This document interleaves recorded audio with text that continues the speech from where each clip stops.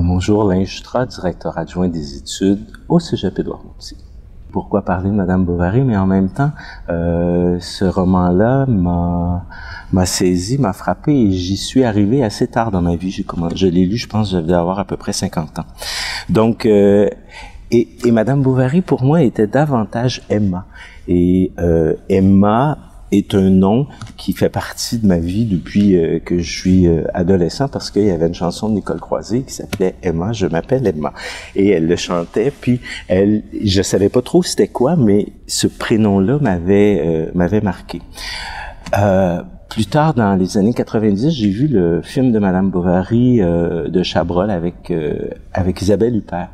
Et ce que je retiens, ce qui me ramène de cette image-là, de ce film-là, il y avait une image bien précise, qui est celle de Huppert devant un miroir. Elle se regarde, elle fait une moue, et cette Emma-là avait quelque chose de très triste, très nostalgique. Alors j'ai gardé ça, j'ai jamais lu quand même Madame Bovary, et plusieurs années plus tard, j'ai une collègue qui est littéraire, Rachel Belzile, avec qui je travaille, et on s'amuse souvent à jouer sur les mots, à voir l'importance des mots dans nos missives, dans des avis juridiques, enfin peu importe. Et elle me disait, en faisant la fraîche un peu, qu'elle lisait Proust le soir, comme ça, avant de se coucher. Elle reprenait Proust, puis elle lisait Proust. Et j'étais un peu jaloux, puis je me disais, de toute façon, moi, je peux pas reprendre Proust, je peux pas lire Proust, je l'ai pas lu, puis j'ai pas ce courage. Mais j'avais jamais lu Madame Bovary, fait que je lui dis, écoute, moi, je vais commencer à lire Madame Bovary. Et ce qu'elle me dit, Flaubert. Et je suis un peu surpris parce que pour moi, Madame Bovary, c'est Emma. C'est pas Flaubert, c'est Emma. Et donc j'entreprends la lecture de Madame Bovary, et très rapidement, probablement une dizaine de pages après avoir commencé, je trouve cette écriture tellement juste, tellement belle, que je suis incapable de ne pas vouloir la lire, la dire.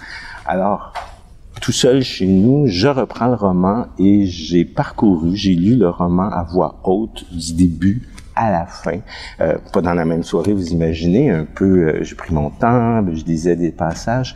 Donc, ma plus grand étonnement dans ce roman-là aura été la justesse des mots, la façon dont on exprime les choses d'une façon simple, en allant chercher, premièrement, le passé simple, ce qui est absolument impossible à utiliser à l'oral, en tout cas pour moi, mais il le fait d'une façon absolument extraordinaire.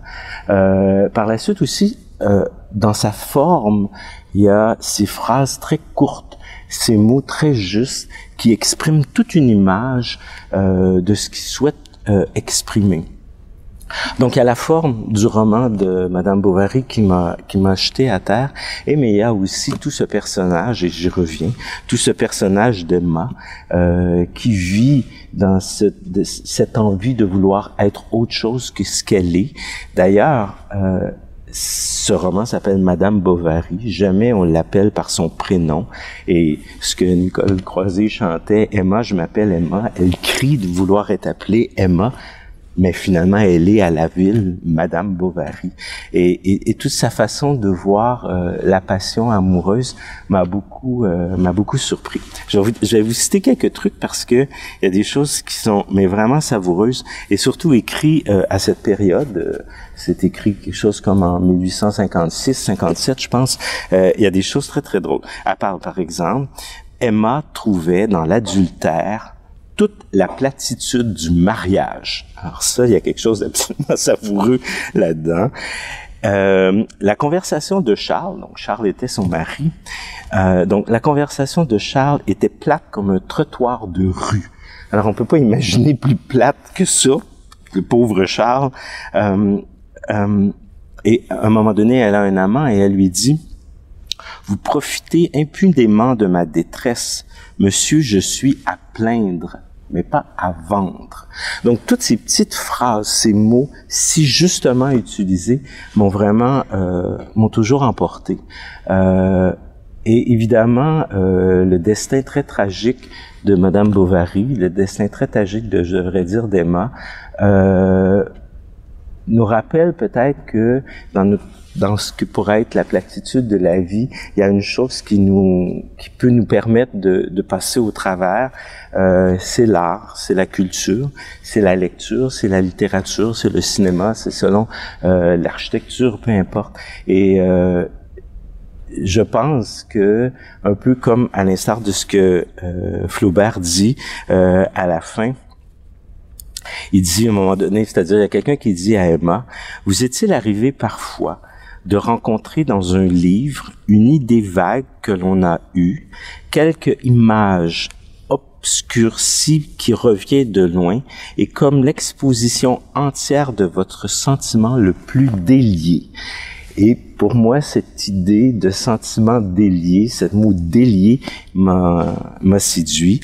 Donc, peut-être que si j'ai pas eu de destin tragique, je pense pas l'avoir, de destin tragique de Emma, ce sera grâce à la littérature et au cinéma. Donc, je vous conseille de lire Madame Bovary de Flaubert.